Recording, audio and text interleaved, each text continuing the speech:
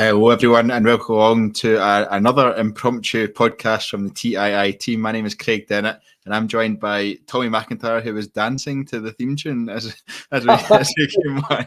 That's exactly what I was doing. That is exactly what I was doing. I was bounced along to the theme tune. It really is actually quite a good theme tune. It's a really good theme tune. There you go. And Tommy is in a really good mood because Rangers have just made another signing. Rangers have completed the pre-contract signing of Clinton Nsiala. I'm going with that for the pronunciation. It's always a tricky one in the immediate aftermath of a new signing, but we're going with Clinton Nsiala, a 20-year-old centre-half from AC Milan's youth team. Tommy, this one I think was rumoured a few weeks ago, but it went a bit quiet. And then all of a sudden, Rangers hit us with the news at 5:30 this evening. What's your initial reaction to the signing? Yeah, and you're right, it was muted. I'm going out early doors with Billy or Bill Clinton as the nickname there. Take from that or whatever you want. But yeah, I think Sasha Tagliafieri was on top of that one as well in terms of the rumour, and Sasha's in the know, so to speak. So yeah, it's a promising young signing. You know, it's always good to see players who, if they've not quite broken through yet, and I don't think Clinton's done that, that they've been picked up by big clubs and they've been looked at and they've got something under their belt, like under 19 stuff, which he does. So yeah, it's always nice to see somebody signing, and we continue to do our work fairly early. Yeah, it's a signing that raises a lot of questions, I think. But before we get to those questions, he's the third 20-year-old we've signed so far. It made your maths really easy to work out the average age of those. But he's the third 20-year-old that we have signed so far this summer. As you said, he's probably more inexperienced than the likes of Jefte and Oscar Cortes. But it appears that we're definitely starting to build a youthful base to our team that we can then build upon as the summer moves on. Are you encouraged by that approach, or do you think that's just a bit of a coincidence that it's happened? They've all happened this early in the summer, and you need that youth if you're going to build a squad that's going to eventually be able to make you money at the end of the day in a few seasons' time. Yeah, it's definitely not a coincidence in terms of the player profile being young, and as you say, it made the maths really easy of, right, 3 20-year-olds, average age of 20. Obviously putting Leon Balogun's contract extension to one side there.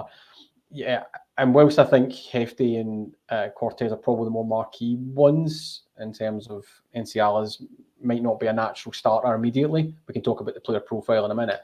It is good to see that we are looking at players who have got longevity in front of them and therefore have a come in, perform, be developed. I think Nils Koppen referenced that actually in the statement about Nsiala's signing today, about develop under Phillipe Clement, develop in the club.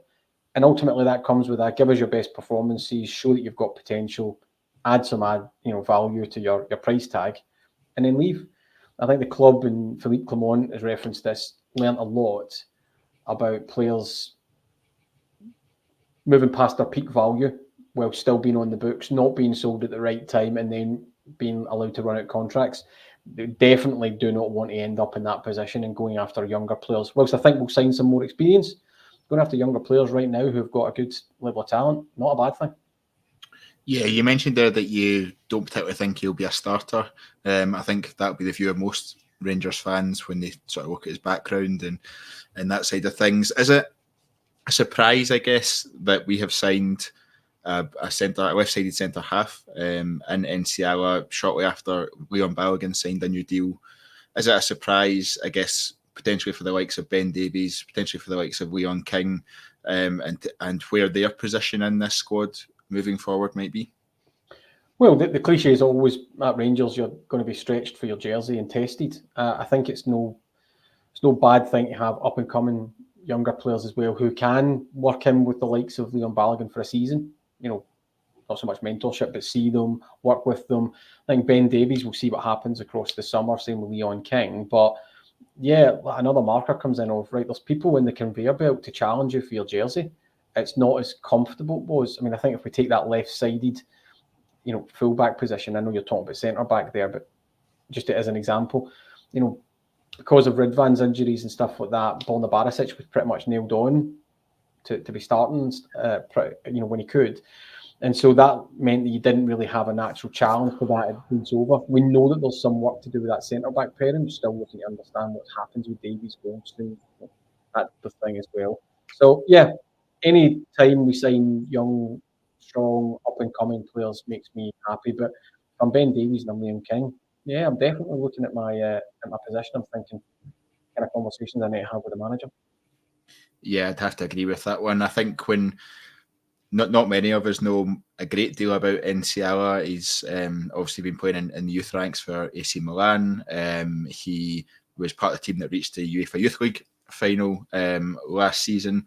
I think he's a predominantly left-sided centre-half, but can play either side. He's also dabbled a little bit in defensive midfield, although I've not seen any reports of how well he did there or not.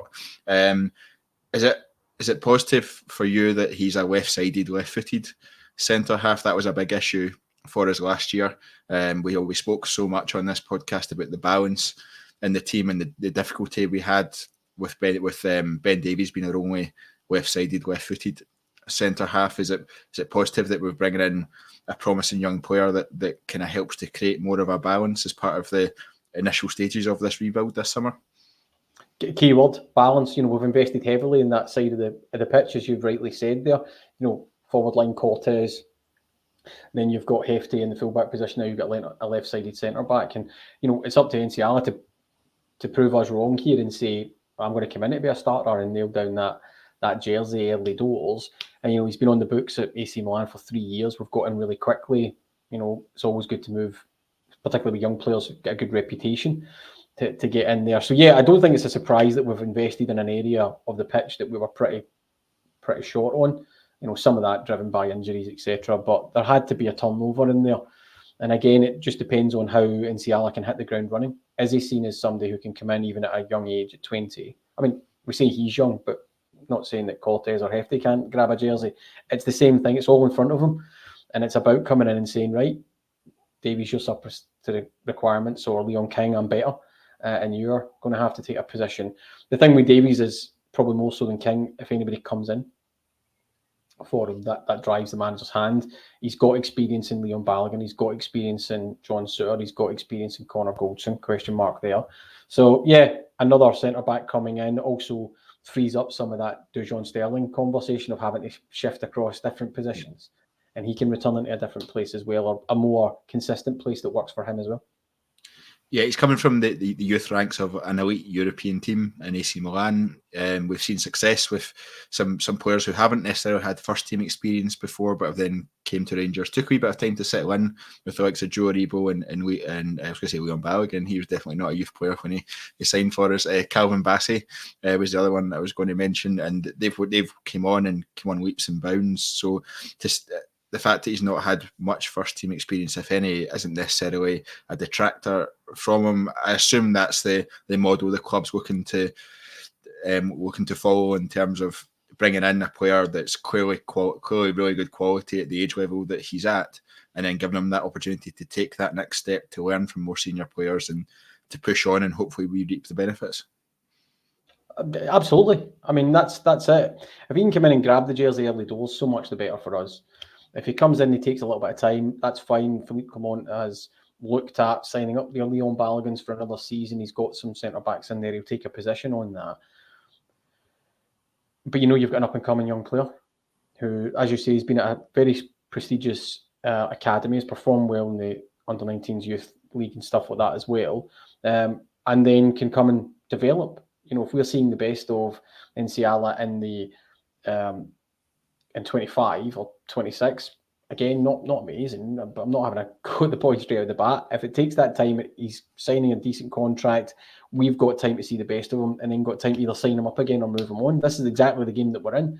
And, given that he's a pre-contract, I've not splashed out lots of money on him. So it's a really good kind of financial dynamic to that as well.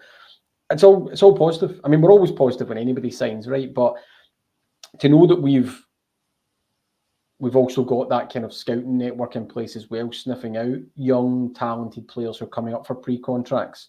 That comes out the contacts book too. So it shows maybe between that, Jefte and Cortes, it shows that Phillipe Clement, Nils, Koppen axis of that starting to work more effectively, and we're starting to branch out. And you see some of the other names we have been linked to, some of them probably pie in the sky, some of them with some a bit more gravity to them.